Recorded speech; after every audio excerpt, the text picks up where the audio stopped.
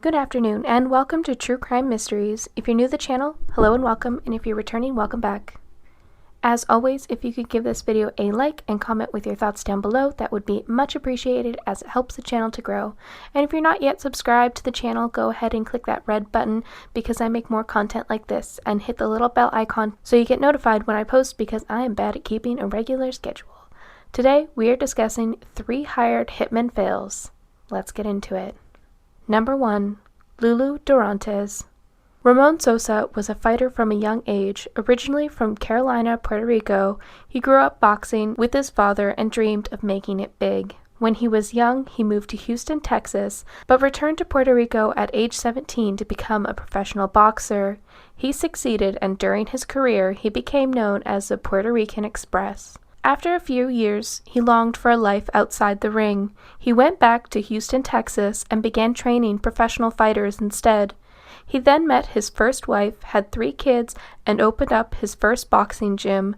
By 2000, his marriage had ended, but his business was thriving. Then, in 2007, he met Lulu. He was out at a salsa club when Maria Lourdes Dorantes, aka Lulu, stepped on his foot.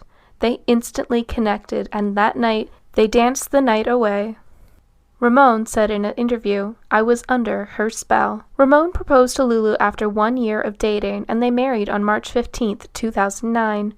Ramon recalls a moment at their wedding when Lulu's mother came up to him and whispered in his ear, "Now she's your trouble." Ramon's children felt that Lulu was cold to them. It seemed like she didn't want to do anything with them and didn't like him spending money on them. Animosity grew between Ramon's children and Lulu, so much so that they didn't attend the wedding. Ramon opened a second gym with Lulu in 2010, where she became a personal trainer and kept the books. But after a few years, cracks started to emerge in their marriage. Lulu told friends that Ramon had become lazy and that she was working more than he was. She also claimed that he had been physical with her, grabbing or pushing her and forcing her into sex. Ramon was never charged with those claims. Over time, Ramon grew more and more concerned. Lulu had been in the U.S. on a visitor's visa, but when she got her American citizenship, Ramon worried she wouldn't need him anymore. Around the same time, money started to go missing from the business. He wondered if Lulu was skimming money and what she was doing with it. Then he found out in 2015 when Lulu hired a divorce attorney, Julio Hoglar.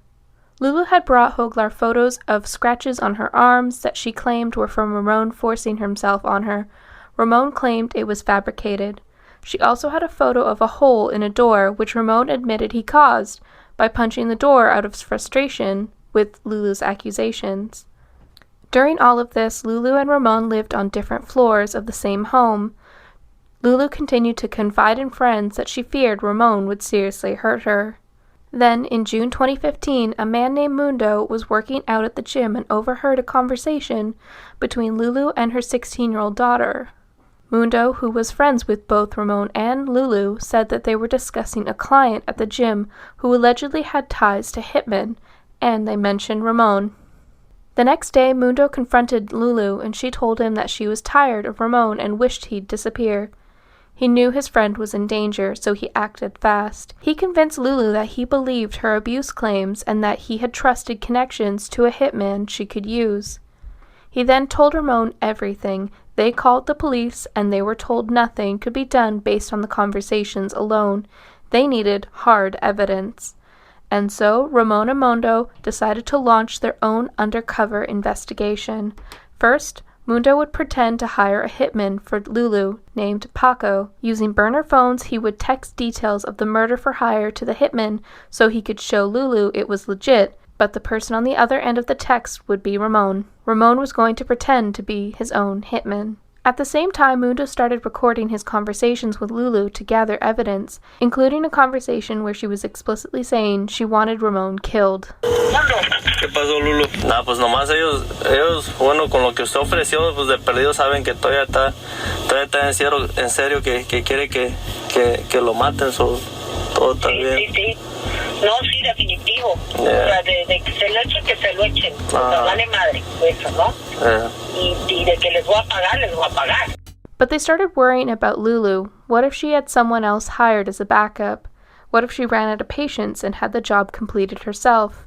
Ramon started carrying a gun, even keeping it under his pillow at night, and becoming increasingly paranoid. Then, the police showed up at the house Lulu and Ramon shared. Ramon had gotten into an altercation with Lulu's son over a truck, and her son had video evidence of Ramon knocking his phone out of his hand while he was recording the incident. Her son accused Ramon of punching him in the face, which Ramon denies. "I'm an ex-professional fighter," he said in a CBS News interview. "If I would have hit the kid, believe me, he would not be standing up right now. I didn't put a hand on that kid." Lulu and Ramon attended a court hearing. Lulu wanted a restraining order against Ramon, but instead he was ordered to move out and stay away from their Woodlands gym location, the one they had together. Ramon also got a restraining order against Lulu so she couldn't enter his other gym, which he owned before they met. 10 days later, Paco, the hitman, aka Ramon, texted Mundo that he needed $200 for a 9mm gun he would use in the hit. Lulu paid the deposit, and that's when Ramon and Mundo decided it was time to go to the police. Lieutenant Mike Atrix at the Precinct 3 Constable's office in Montgomery County, Texas, got the call. He said getting a call from a man claiming there was a murder-for-hire plot against him was extremely rare. In fact, it was the first one of his career. The police took over the case from there, using Mundo as their inside source. He scheduled a meeting on July 20th between Lulu and an undercover agent acting as Paco. Lulu agreed and met with Paco in a parking lot near the gym. She brought with her jewelry, watches, and $500 as payment. Though this exchange gave police enough evidence to arrest Lulu then and there, they were still concerned about her abuse allegations against Ramon, and so they hatched a plan. The police said Ramon would have to fake his own death. They'd take a photo of him dead in a grave with a fake gunshot wound to the head to show Lulu the hit was completed. They discussed their plan with Ramon and he agreed to it. They watched YouTube videos on how to apply makeup to make the wound look as realistic as possible and referenced real crime scene photos as they staged Ramon's murder. They placed Ramon in a grave in a rural location with his hands bound behind him, wearing nothing but his underwear. Then they covered him in more blood and dirt before snapping their photos. At that moment, Ramon remembered thinking, "I cannot believe this. I cannot believe what I'm doing. This is what Lulu wanted. Right here, this is what she wanted." On July 23, 2015, the police arranged a second meeting between Lulu and Paco to show her the photo evidence and receive payment. The chilling interaction was captured on video by police and included footage of Lulu laughing. The chilling interaction was captured on video by police and included footage of Lulu laughing after seeing the photo of her supposed murdered husband. Pues, de guapa.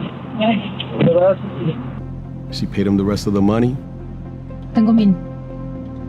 And I get upset about how Lulu reacted when the officer showed her the picture of me dead. No se levanta ya.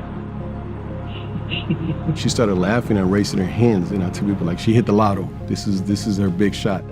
The next day, the police went to the gym Lulu was working at to inquire about her missing husband. They asked her about Ramon's whereabouts, but she said she hadn't seen or talked to him due to their ongoing divorce.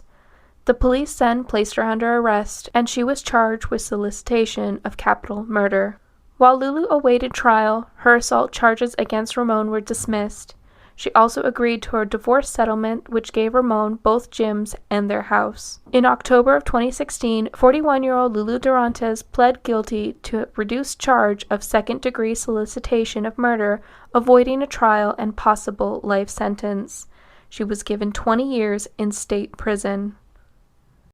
And after looking at all the evidence and I would hear all the audio, I would see her, and there was no remorse in her voice. There was no repent. There was just anger every time I heard those audios, and it would just send chills down my back. Sosa planned out the murder-for-hire plot last year. She promised the agent $2,000 and her husband's truck once the job was done.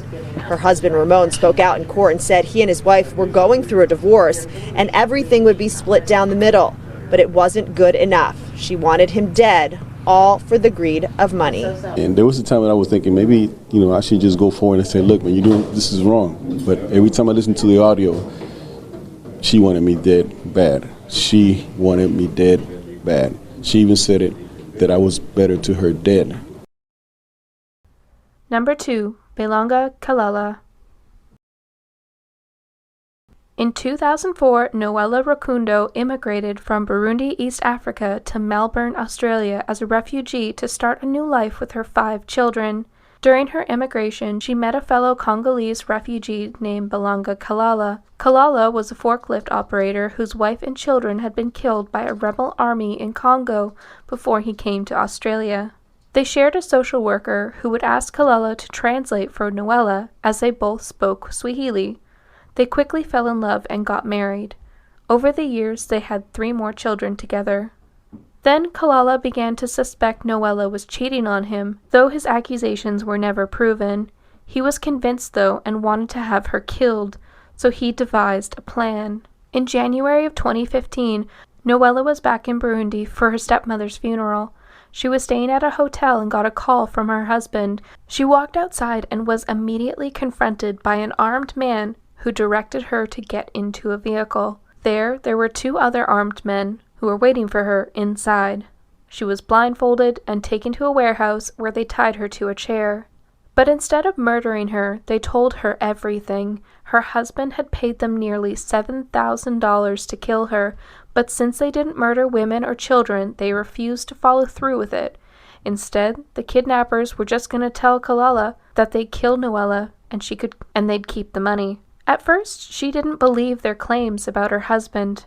To prove it, they called Kalala and put him on the speakerphone to confirm what they should do next. He simply said, "Kill her." Noella fainted when she heard his reply. Noella didn't make it to the funeral and she was considered missing. Her brother started to worry. He called Kalala and asked him to send money over so the police could look into her disappearance, which he did. On February 19, 2015, the kidnappers dropped Noella off on the side of the road with the evidence she'd needed to convict her husband of his crimes, including a memory card with phone conversations and payments of receipts. The kidnappers left Noella with one final message: "You have 80 hours to leave the country. Other people may not spare your life like we did." She immediately contacted the Kenyan and Belgian embassies to help get her back to Australia. She also called her pastor, explaining that she was indeed alive and that she needed his help. Back in Melbourne, Kalala told Noella's relatives that she died in an accident. He held her funeral at their home on February 22, 2015. That same day, Noella watched as her loved ones left her very own funeral. Then she stepped out of the car. Kalala, shocked, asked if she was a ghost. He touched her shoulder to see if she was real, and Noella exclaimed, "Surprise! I'm alive!" Kalala began apologizing for everything he'd done, but it was too late, and Noella called the police. The police obtained a court order against Kalala and secretly recorded him admitting to Noella that he'd ordered the hit on her. The police arrested Kalala, who first denied his part in the murder for hire, only to confess after they played the recording. Kalala was charged with incitement to murder on December 11, 2015, and sentenced to 9 years in prison. At his sentencing, Chief Justice Marilyn Warren said, "Had Miss Rukundo's kidnappers completed the job, 8 children would have lost their mother. It was premeditated and motivated by unfounded jealousy, anger, and a desire to punish Miss Rukundo." Number 3. Lawrence Handley. All of you, thanks so much for joining us. We're learning more about an alleged kidnapping plot in Lafayette. It resulted in the arrest of an Acadiana businessman and the death of 2 men who were reportedly hired to kidnap the suspect's ex. August 6, 2017 was a hot summer night in Lafayette, Louisiana. Chandra Handley was at home with her 14-year-old daughter and a neighbor who had come over for a visit. The doorbell rang and Chandra answered, and it was 2 men in blue uniforms who wanted to demonstrate a carpet steamer for her. Chandra declined, and as she did, the men forced their way into her home, holding semi-automatic handguns. They immediately pulled a hood over Chandra's head and handcuffed her, and also handcuffed her daughter and the visiting neighbor. They pulled Chandra out of the house and pushed her into a van, leaving her daughter and neighbor behind. The men driving the van were Sylvester Bracey and Arsenio Haynes, both 27 years old, and they'd been hired by her estranged husband to kidnap her. Her husband, 53-year-old Lawrence Handley, was a business executive from Lafayette who'd become a millionaire by the time he was 30. He ran a software and vitamin business and was chief executive of a drug treatment center that sold in a $21 million deal in 2015. He himself had battled with alcoholism, which he blamed on his immense fortune. Shonda and Handley had married in 2006. 10 years later, they were filing restraining orders against each other due to abusive incidents. Handley filed for divorce and accused Shonda of attacking him, threatening him, and hiring a hitman to kill him. Shonda was charged with 2 domestic violence allegations. Shonda accused Handley of tracking her phone, accessing her emails, installing spyware on her computer, and sending her threatening messages. During their divorce, Handley constantly threatened Shonda, allegedly telling her that Armageddon was coming. At one point, Shonda had live-in security at her house due to her ex-husband's threats. "I knew he was coming to get me," she said. It was around this time that Handley began planning his kidnapping.